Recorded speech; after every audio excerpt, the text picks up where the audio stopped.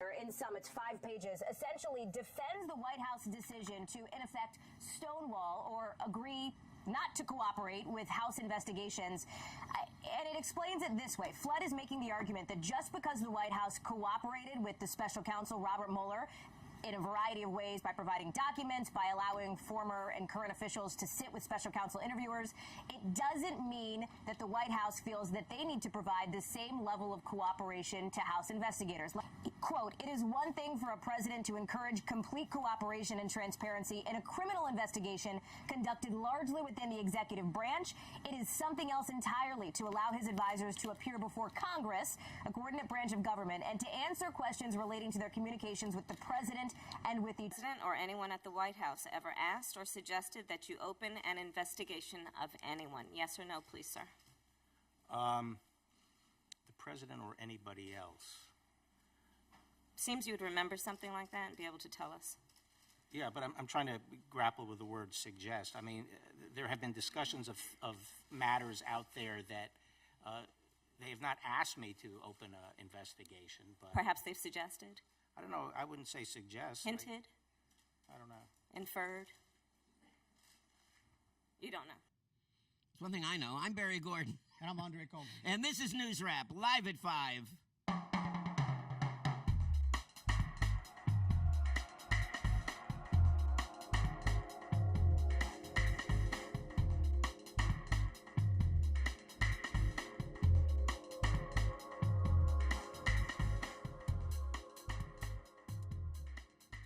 I don't know. He doesn't know if they suggested, discussed, inferred, discussed. We didn't even get to imply. Asked. No, we didn't get to imply. She's just going to have to pull out a thesaurus next time well, and just go through the entire thing. You know what she should have done? She shouldn't have gone down all those words. That's true. You ask him the question and you stare at him. And you let him sit there like the fish on the hook. Mm-hmm. And wiggle them around, and then you say, answer the question. You don't interview somebody and give them the answer. That's a great approach. What I would have done is just simply say, oh, come on. Yeah. I just would have said, you know, General Barr, you've been a lawyer for how many years now? Yeah. And you're struggling with understanding what these words mean. You're not a fool. Don't treat me like a fool. Now, if I did have That's what I would have If done. I had to say something, what I would have reminded him of is that it is these types of verbal gymnastics which are leading to the accusations that you lied before Congress the last time you were here. Exactly. And then you ask him. And he's continuing to do it. And then you ask him the questions again. Those are interesting comments there. We got a comment already? No, we have a whole lot of YouTube pages being listed up there, but I don't know what that was about. Oh, really? Yeah. I guess we can discuss it, infer, ask, suggest, or something like that. I missed it. All right. So are we going to pick up where we left off last week? Well, impeach the SOB? Is that where we are? I think let's jump ahead a little bit. Okay. And let me ask you this question. What's the strategy? Yeah, I don't see one right now. I mean, I see a strategy that is from the Democrats? From the Democrats. I see a strategy that is a complete losing strategy. What I see is getting into the weeds with 4 different committees, 5 different committees, having to deal with executive privilege in every one of these committees, having to end up in court over and over and over and sending over multiple again. Subpoenas through all of these committees. Right. And then all they're doing is just running the clock, and then you get to what, like the beginning of next year? And everyone says, well, we certainly can't impeach him now because we're in the middle of an election. It will look political. So, you know, right now what they're doing is, okay, just to let you guys know, we're having a little trouble with the stream, so we are going through our website, and that's where we are right now, just letting you know. So, so that, I think, is ridiculous. And now you're hearing, oh, well, let's impeach Barr. No. Let's spend all this time getting the unredacted report when I understand that the less redacted report has very few redactions. We're just killing time. And the excuse is that the American people don't want it. Well, first of all, let's talk a little base politics. 70% of Democrats want it. 70%. That's the last thing that I saw. Do you know what poll that was? I will pull it up while we're talking. So now, that presents an interesting question to me. An interesting point. I'm going to make this while you pull that up. Okay. I don't know if I'm going to be that fast, but The I'll president, try. and I can talk for a while. The president Okay. constantly, every day, only works for his base. Right. That's all. He's not trying to bring Democrats in. He's not trying to bring in only for his base. If his base says paint the moon yellow, he'll make the argument that the moon should be painted yellow. That's right. Let's come up with a different color. Give me a color. Green. Pink. She said pink. However, the Democrats, instead of looking at 70% of our base want impeachment, they're taking it off the table. That's right. They're hemming and hawing and looking for reasons not to do it. So then you run the risk of upsetting 70% of the Democrats. Why would they possibly do that? Okay, an NPR PBS NewsHour Marist poll. Okay, NPR, PBS. 70% want it. Okay. 23% don't. And then 7% undecided, I would imagine. Overall, you've got 53% don't want it, and 39% do. And that's the general population overall. General population.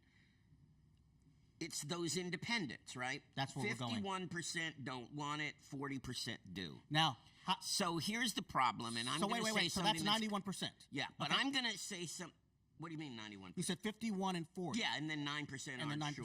Okay. So if you add that 9% to the 40, if you were to get that split, then about it's half. basically even. Right. So, but the point is that people have to understand something, and I know I'm going to offend some people. Well, that's because what you do. there are a handful of people out there who weigh things very carefully and read reports and do all of these things and call themselves an independent because they're genuinely independent, right? They don't necessarily fall on one side of the political spectrum or another. That's not a lot of people. When we talk about this vast population of independents, there are other words for those people.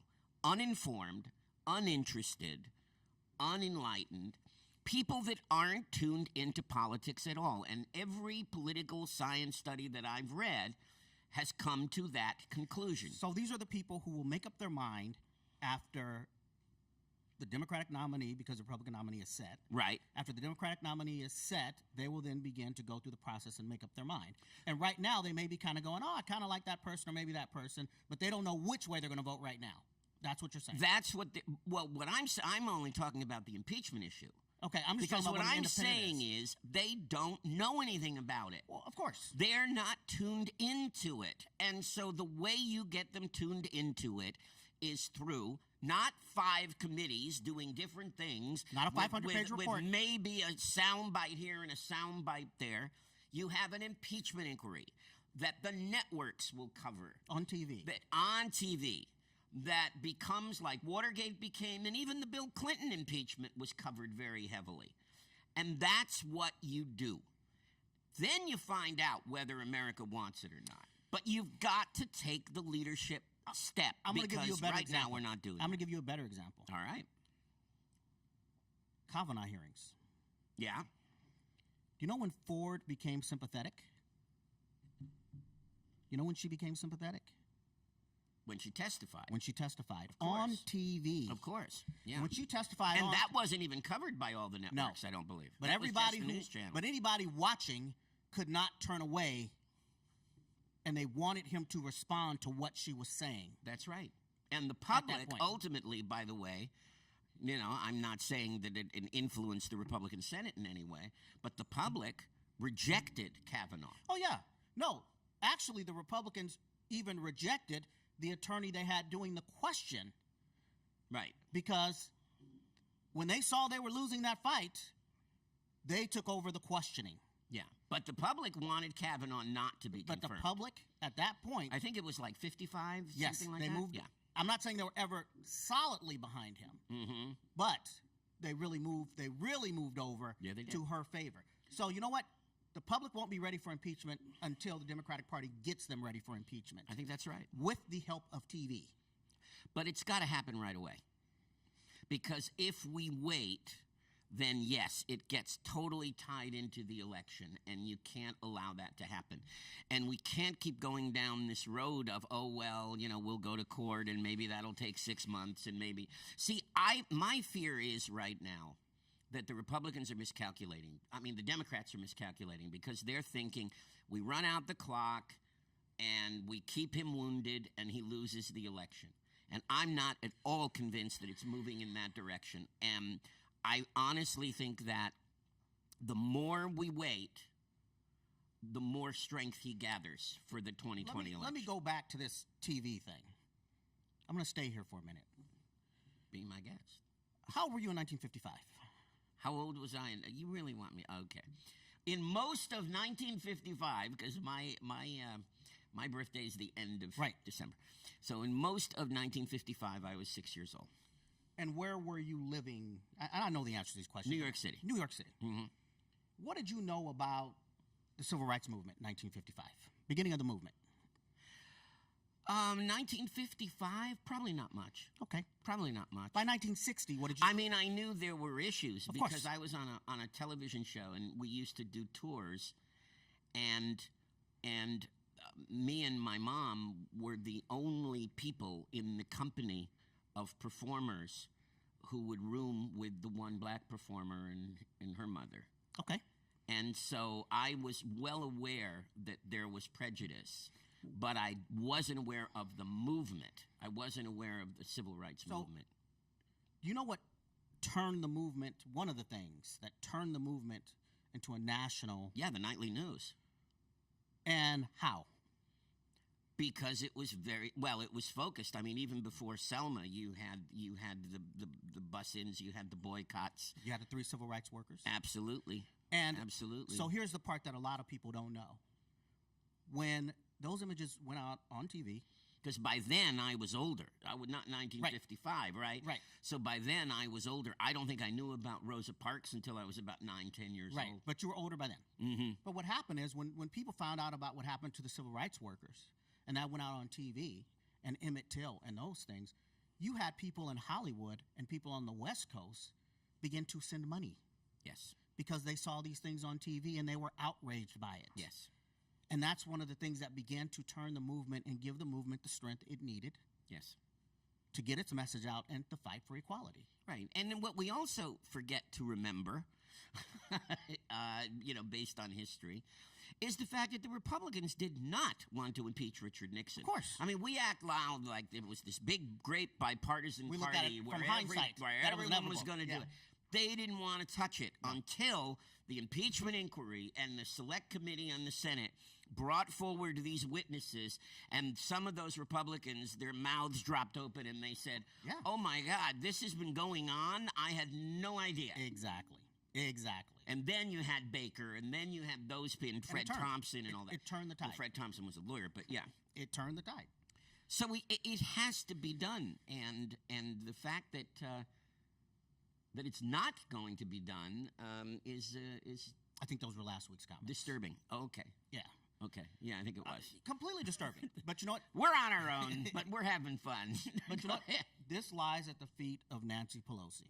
Yeah, it does. And this is what... Now, she's moved a little. She has. Now she's saying today impeachment is not off the table, but we want to continue with our investigation. So now she's put everything back on the table. She's put it back on the table, but again, Great. if you have all of these separate investigations, it may make the House members feel really dandy, but it is not going to focus the attention of the American mind. I'd hate to eat dinner at her house.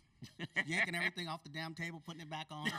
You know what I mean? You're eating this and she's yanking it off the damn table. I know. But this is what you have to remember with Pelosi. Yeah. She said the exact same thing with Bush. Impeachment is off the table. And Bush even said at one point, if the Democrats get the House, I'm going to be impeached. And then she said impeachment is off the table. And here we are again. And let's not forget, as I pointed out one time, she lost a tremendous amount of seats under Obama. Yes, she did. And so now here we are again. And real quick, we're going to be back at election time. And 70% of the Democrats will either be very, very happy or unhappy. Yeah. And if I were her, I would want to keep those people happy. Yeah. And I wouldn't just do it to keep them happy. I would do it because it's the rule of law, and we have to restore order. Look, when you go into a fight, first thing you do with a guy like Trump, punch him in the damn face. Yeah. Because he's not going to stop talking. He's not going to stop acting like a tough guy. No, and look, and you want to talk about what an impeachable offense is. Doesn't have to be a crime. I think an impeachable offense is knowing that Mueller report is out there with all of the evidence of Russian interference, and then turning to Vladimir Putin, as he did today, like your buddy, and basically say, well, you know, we laughed about it. Because this mountain turned out to be a mouse. A mouse? No. 126 million people may have seen those Russian-influenced Facebook sites and those ads. I mean, not a mouse, guys. And you have Clinton losing states by 60,000.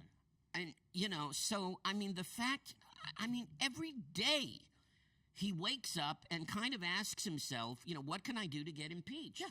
He's waiting for it. Help him. We got to help him. Yeah. We got to help him. What do you think about Clinton's comment?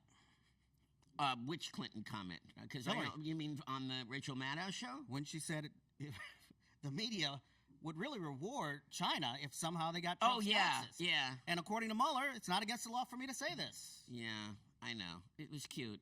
I don't know. Take a shot. Take a shot. It was a shot. But, you know what?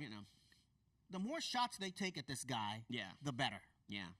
Because I just saw that interview, and I just thought it was very self-pitying and let her self-pity. She should. Annoying. She lost the highest office in the land. That's true. This dude is going to take his shots. The only way. She won the highest office in the land, but the Electoral College took it away. Well, she's not sitting in the highest office in the land. That's another story, is the Electoral College. Right. So, yeah. But the only way you're going to beat this guy, impeachment is a shot right to the face. That's right. It forces him to fight, and he's not confrontational. Well, his people would be pretty confrontational, but they'd lose. No, his people. Because even the Supreme Court is not going to stop an impeachment inquiry. His people, but not him. Yeah. All right, we only have 10 minutes left, and we haven't gotten to local yet. No, let's do it. Let's do some local stuff. Let's look at the brief, guys. This is your NewsRap News Brief for Friday, May 3rd, 2019. District 4 Council member Gene Masuda has announced re-election plans for City Council in 2020. According to his candidate intention statement with the California Secretary of State, Masuda is dedicated to preventing overdevelopment and traffic in an attempt to protect Pasadena's open space. The statement also reads that he aims to maintain the city's fiscal discipline while protecting police and fire services. Masuda is a 35-year resident of Pasadena and has held a spot on City Council since 2011. Additional testing will be done on the Space Bank lot for TNT and RDX.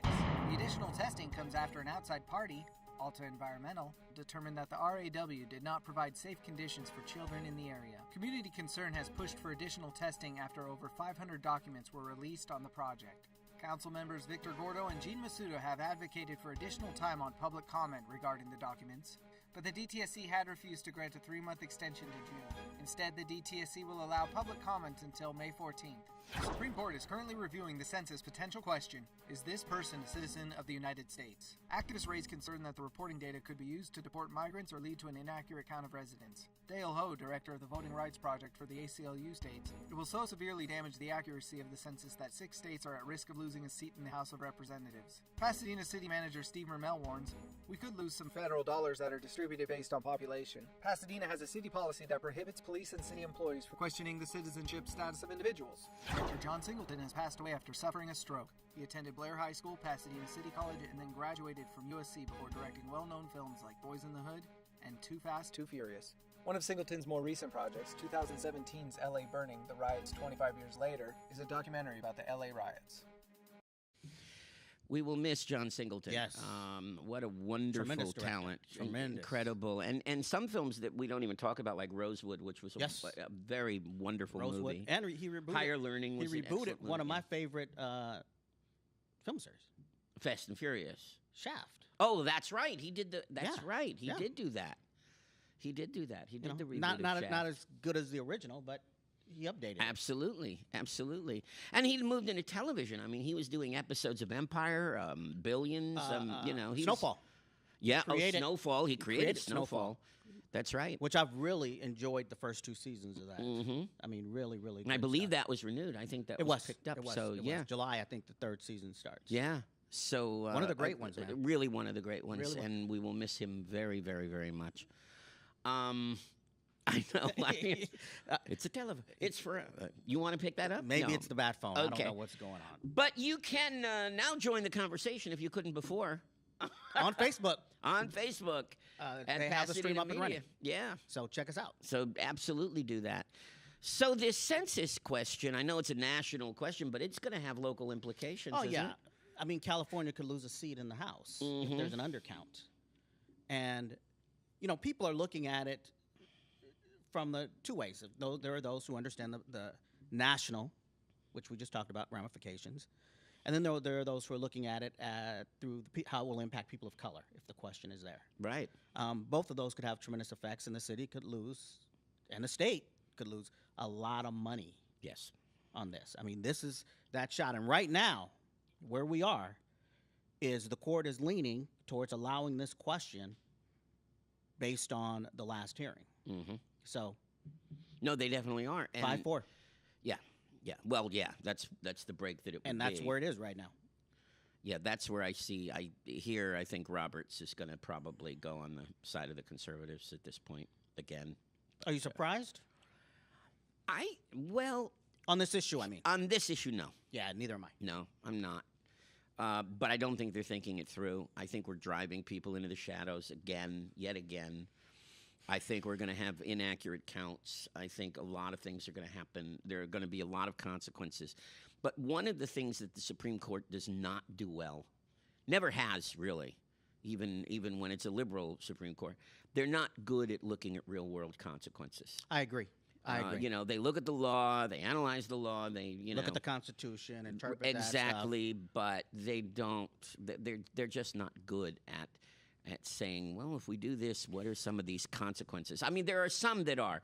Breyer's always looking at real world consequences. Well, like on this, you know. Sotomayor said that this would lead to people not responding to the questionnaire and That's the right. survey. That's right. But do you think this is because a lot of people on the court now have become so high in society with their money and all these things that they're removed and they don't understand the real world applications of these kind of situations? Or do you think that they just see the job as something in this box? I think it's the latter. I think it could be both. I mean, it's certainly their economic, socioeconomic position definitely can inform their thinking. Where they don't understand how it impacts poor people. There's no question about that. But I think the bigger influence is that they don't see their responsibility as doing that. They see their responsibility as a very narrow, legalistic one, and especially with the trend courts toward strict constructionism, and looking at the Constitution and what did the framers think, and they're much more interested in what people thought 200 years ago than what the people outside the legal profession think today. Let's hope if the powers of Congress comes before then, which is cut and dry, they do look at that way, that issue, and say Congress can perform oversight. Congress can run its hearings the way that it wants. That's right. And we don't have the power to change that. So in some ways it's good, in some ways it's bad. Yes, and I don't think it's a foregone conclusion. Kind of slipping back into national, but Right. I don't think it's a foregone conclusion that his Supreme Court, what he loves to refer to as my Supreme Court, is necessarily going to go along with him. They do recognize the separation of powers. And if they were ever to rule that basically you can stonewall an impeachment inquiry, I think, I honestly think that's the end of the Republic. I think because you have now destroyed the whole fabric that the Constitution. You've given them was built unlimited on. power at that point. Because we might as well be Venezuela then. Yeah, and give him a crown, because one of the things that happens during impeachment is his powers are tampered down. Right. He cannot pardon himself or anyone else. No, and it's supposed to have a chilling effect so that you don't do these bad things. So in you the don't first obstruct place. justice. But the amazing thing about Trump is there is no chilling effect on him. Exactly. So you've got to use the most drastic measure. I mean, you know, if you have a child and they're not responding, you've got to use the most drastic measure You that have to get their attention. That you have. You've got to get their attention. I'm Exactly. certainly not talking about, No, you know, abuse all or we said is you have to corporal get their punishment, attention. but you've got to get their attention. Right. Simple as that. And we have a child in the White House. And it's so far, an unruly, kind of idiotic child. and there have been days when we got his attention and scared him a little bit. Yeah. You could see that. Yeah. But now we have to go to the ultimate. We have to take the ultimate step to get his attention. That's right. And put him in the corner. That's right. Simple as that, man. I know. I just, in the last couple of minutes, I want to slip back to Singleton because I didn't realize he was a Pasadena guy. Blair High School. Went to Blair. And PCC. Really? Yeah. Cool. Before going to USC and finishing his studies in film. But did he stay in Pasadena or no? Did he leave Pasadena? No. Okay. No. We sometimes His forget. mom did. We sometimes forget how many well-known Yeah. people are from Pasadena, live in. You know, I mean, obviously Jackie Robinson, but The baseball We don't always talk about the legacy that Pasadena Well, think about has this. had. This is what I said to somebody. So We got to do a list someday of from this you know, one city. Yeah. Jackie Robinson, the Yeah. baseball player. Right. Barack Obama lived here. He did live here for a while. Yeah. And King preached here. That I did not know. At which church? Friendship Baptist. Really? Yeah. On DeLacy and Daytona. I did not know that. So that's the triangle of civil rights in this nation. It is. All came through Pasadena at some point. It is. It is. Well, look, this is That's astounding, isn't it? You know, I've been here now for what, 24 years, I guess. Ever since you tried to Hulk out. And you know, this is just a great city. Yeah, It's it just is. really a great, great, great city. Mhm. We want to see it stay great. So, You don't have to make it great again. no. Keep it great. Just stay great. Yeah. Yeah. No, don't make it great again. Just keep it great. And I think we're doing some good stuff. So we're not going to do a Facebook stream today. I think not, because we're having all kinds of tech We're having problems, and I issues, know but- you got to run out. And I gotta go. immediately. Yes, So you know I'm coming to see the play. You're coming to see the play. Yeah. Oh, well, thank you. Can't wait to see it, man. Thank you. Yeah, one more month, and then this goes.